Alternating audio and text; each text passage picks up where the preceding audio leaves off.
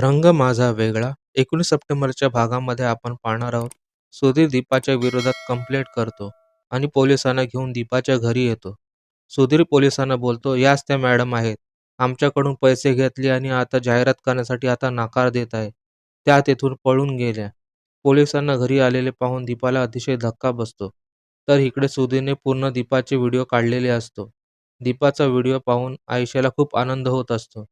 तो व्हिडिओ पाहून आयुषा खूप हसत असते आणि सुधीरची वाह करत असते. आयुषा सुधीरला बोलते, "वाह सुधीर वाह! काय काम केलं आहेस तू. मानलं पाहिजे तुला." तर तो व्हिडिओ सर्वीकडे व्हायरल झालेला असतो.